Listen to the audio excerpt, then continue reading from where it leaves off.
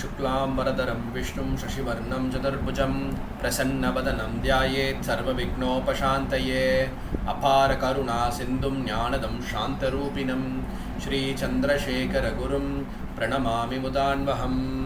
Hindu Dharma, Part 5, the Vedas, Chapter 1, the basic texts of Hinduism, our ignorance of them.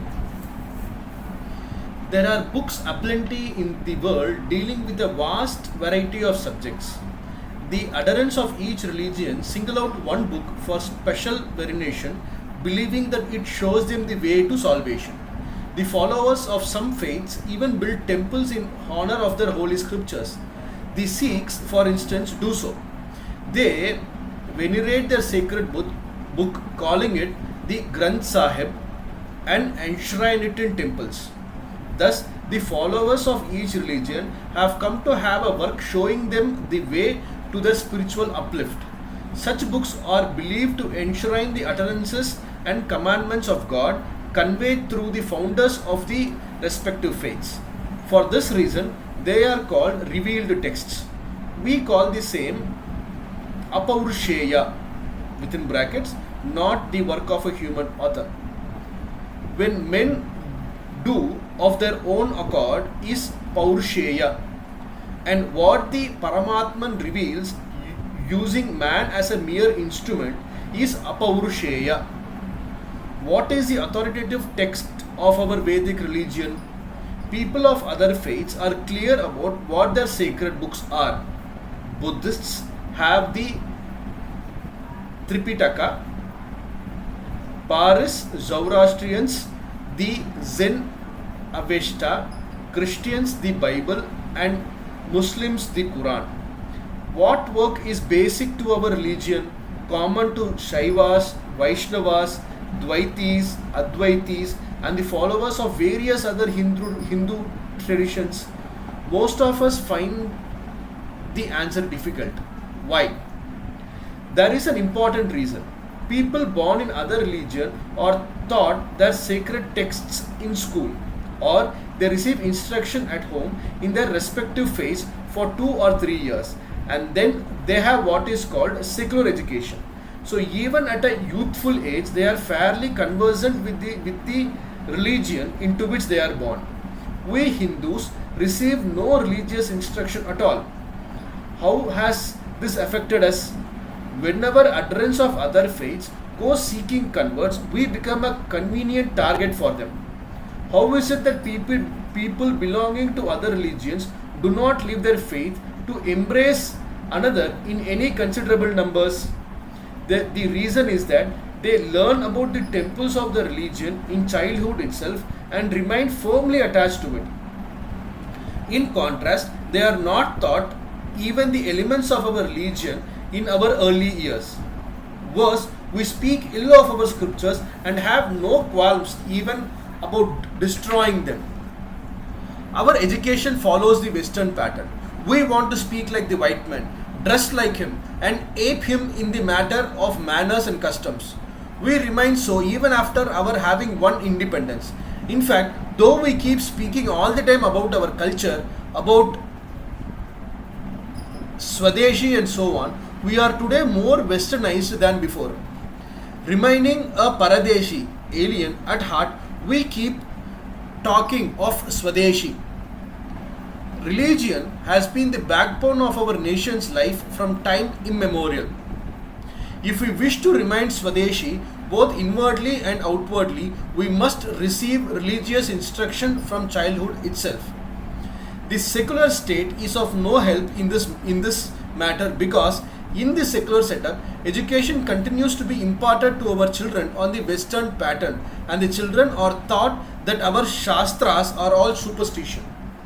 The result is that most of us do not know what the sacred text is common to all Hindus. Our Atma Vidya, science of the self, is extolled by people all over the world. In our country, learning even subjects that are apparently mundane like political economy, economics, dance, etc. has a transcendent purpose. Foreigners come to India in search of our Shastras and translate them into their own languages. If we want to be respected by the world, we must gain more and more knowledge in such Shastras as have won the admiration of all the world. We cannot earn more esteem than others for achievements in fields like science and technology. We feel proud if one or two Indians win the Nobel Prize, but the rest of the world hardly takes any notice of it. Its attitude may be expressed thus, quote, "The strides we have made in science and technology do not give us satisfaction. We go to the Hindus seeking things that are beyond, but they themselves seem to forsake the philosophical and metaphysical quest for our science and technology." End quote. We must be proud of the fact that our country has produced more men who have found inner bliss than all other countries put together have.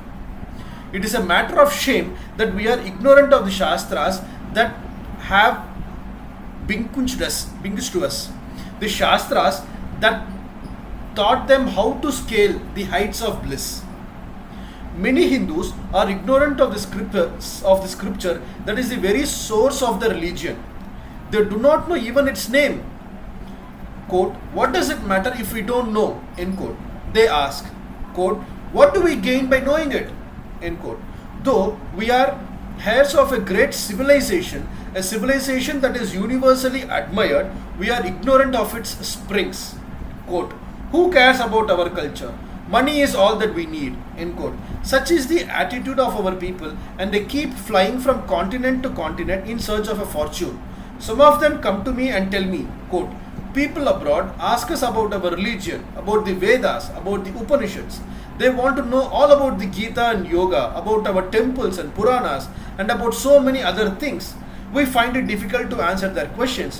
In fact, we seem to know less than what they already know about these matters. We are indeed ashamed of ourselves. So would you please briefly put together the concepts of our religion and philosophy?" End quote. What does this mean? We are proud of living as foreigners in our own land, but the foreigners themselves think poorly of us for being so. We are inheritors of the world's oldest religion and culture, yet we have no concern for them ourselves. How would you then expect foreigners to have any respect for us? Perhaps it would not have mattered much if we were an unlettered people. Others would have thought us to be ignorant, not anything worse.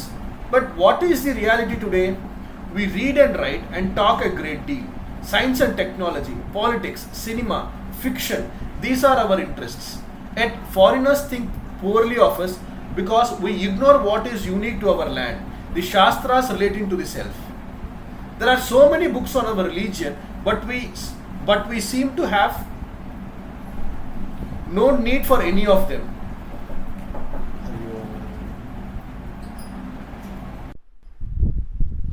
There are so many books on our religion, but we seem to have no need for any of them. All our reading consists of foreign literature.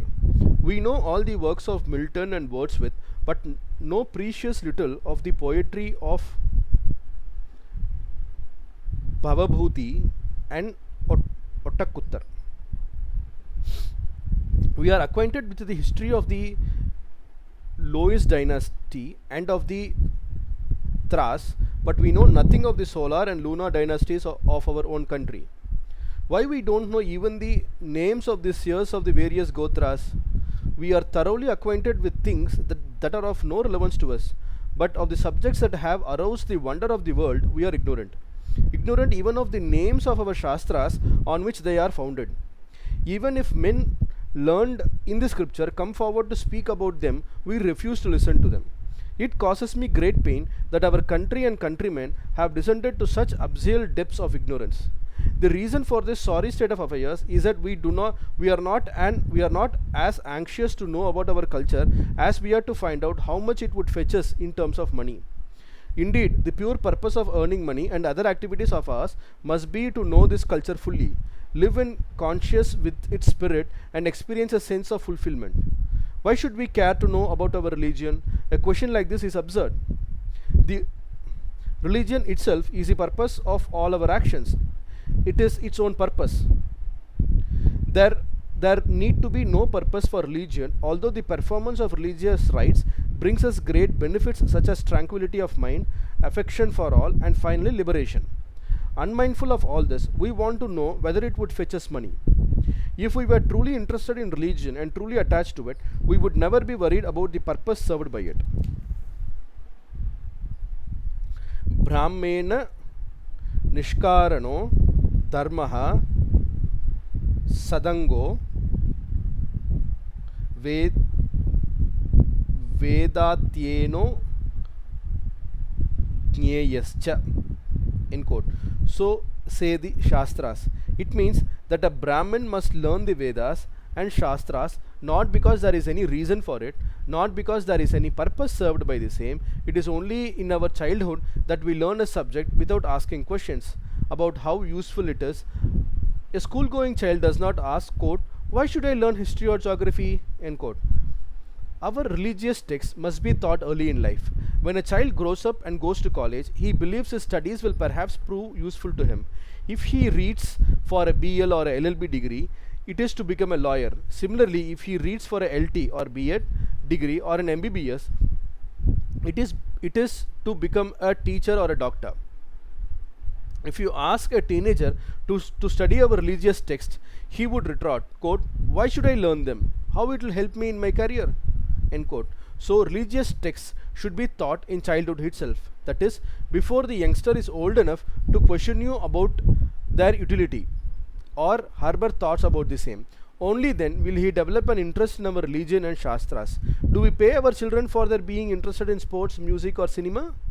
Similarly, they must be made to take interest in religion also, and such interest must be created in the same way as in sports and entertainment. If children take to sports and entertainment which afford only temporary pleasure, they are bound to take to religion which will confer over them everlasting happiness. The present sorry state of affairs is due to our basic education being flawed. Today, we have come to such a pass that people ask whether a knowledge of religion is of help in their upkeep. This is a matter of shame. The Shastras abolish. Do not, quote, do not ask whether Vedic education will provide you with food. We eat and live but to learn the Vedas, end quote. Your approach must be based on this principle. A child born in a faith which has such high ideals is cut off from all opportunities of religious instruction at his very birth. Our concern is imparting him worldly knowledge from the very start. Our children must be brought up properly and faith in God inculcated early in their life. We spend so much on our youngsters, but what do we spend on the religious instruction? A father spends thousands on his son's Upanayana, but if he were to spend 1/10 of the sum towards achieving what constitutes the very purpose of the Upanayana ceremony, making the child a good brahmacharin, faith in our religion would be kept alive. To repeat, far better would be to spend money on achieving the goal of Upanayana than on the Upanayana ceremony itself. The child must be given religious instruction by a private tutor and taught the duties of the brahmacharin. Why should teachers conversant with such matters be denied an income? If religion is taught in childhood itself, people will be free from doubts as they grow up, and the teacher too will be benefited. Today, the situation is so lamentable that most of us do not know even the name of the text that forms the foundation and authority of our religion. The fact that our people are not taught religion at an early stage is one reason why there are so many differences among them. One man is a theist and another an atheist. One performs religious rites without deviation while another is devoted but does not perform any rites. The differences and disputes are many. As for the doubts harbored by people about our religion, there is no end. If our religion were taught in childhood itself, there would be unanimity of views and freedom from doubts. We know it for a fact that there are not so many doubting people among followers of other religions as there are among ours. The reason is that, unlike us, they are better informed about the concepts of the respective religions. What is the book of our religion?